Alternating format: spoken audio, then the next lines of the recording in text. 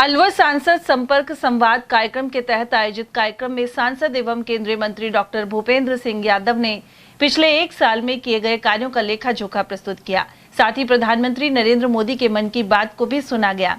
उन्होंने 1 वर्ष की उपलब्धियों को दर्शाती पुस्तिका का विमोचन किया। केंद्रीय मंत्री यादव ने बताया कि पूर्वी राजस्थान नहर परियोजना के माध्यम से अलवर जिले के लिए पानी उपलब्ध करवाए जाने का प्रोजेक्ट योजना में शामिल किया गया है। उन्होंने पर्यावरण, रेलवे सुविधाओं, अलवर सांसद खेल उत्सव और 140 ग्राम पंचायतों में हुए जनसंपर्क कार्यक्रम के बारे में जानकारी दी। इसके अलावा निकट भविष्य में अंतर्राष्ट्रीय स्तर की मैराथन दौड़ करने की बात कही। उन्होंने अलवर की जनता का आभार भी व्यक्त किया। पिछले 1 साल में अलवर में मैंने जो दौरे करे, कुल दौरे 336 करे और मैं 140 ग्राम पंचायतों तक अपने दस्तक देने में कामयाब था। मैंने सारे के सारे अलवर के नगरीय क्षेत्र में जो नगर पालिकाएं हैं सब जगह पहुंचा, लेकिन कुल मिला के मेरे दौरों में अगर मुझे 365 दिन मिले तो मैंने 336 कार्यक्रम करे। अलवर में जो सबसे महत्वपूर्ण विषय है और मेरे चुनाव का भी विषय था, ईआरसीटी का विषय है। और लोगों ने बार बार मुझसे ईआरसीटी को लेकर के प्रश्न भी किया। पहली बार तो ईआरसीटी की योजना कभी कांग्रेस सरकार ने लेकर के आई, 2017-18 में इसको वसुंधरा ने लेकर के आई। हमारी सरकार 5 साल नहीं रही, उसके बावजूद भी कांग्रेस ने कुछ किया नहीं। ऐसा नहीं था यहाँ पे अशोक गहलोत जी की सरकार थी, मध्य प्रदेश में कमलनाथ जी की सरकार थी, तब भी एक मीटिंग नहीं की गई। जैसे ही केंद्र सरकार ने नदी जोड़ों की 20वीं बैठक में 13 दिसंबर 2022 को इस योजना का अनुमोदन किया और राजस्थान में भजनलाल जी की सरकार बनी।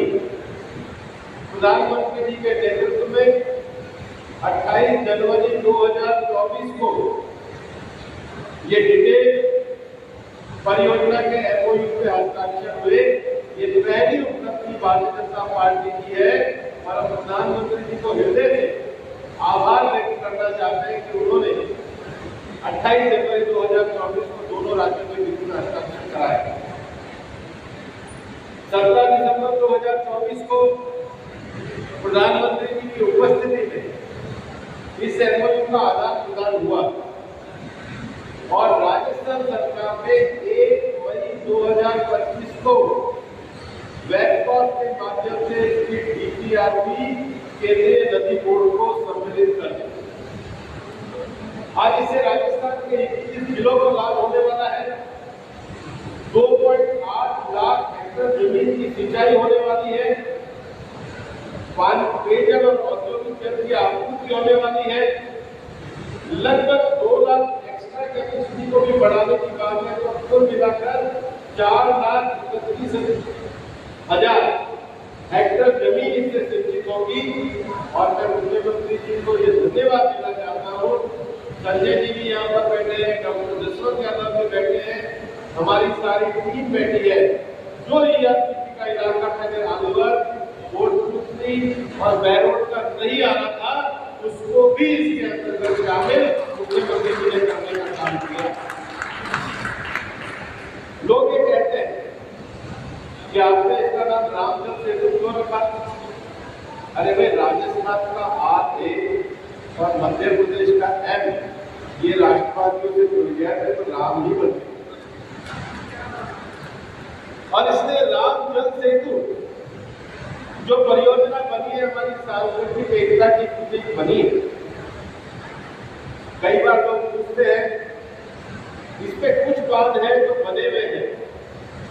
रामगढ़ बैराज पूर्व नदी पर, महलपुर बैराज पार्वती नदी पर, नवनेरा बैराज काली सिंध पर, मेघ बैराज मेघ नदी पर, राठौड़ बैराज बनास नदी पर, डूंगरी बांध बनास नदी पर और रामगढ़ बैराज से डूंगरी बांध तक जल के स्थानांतरण की प्रणाली विकसित की जाएगी और इसरोदा से जयसमंद और जयसमंद से अलवर में 2 बड़े जलाशय बनेंगे, एक गढ़ीकर में और दूसरे हमारे लोकसभा क्षेत्र में नीमराणा में।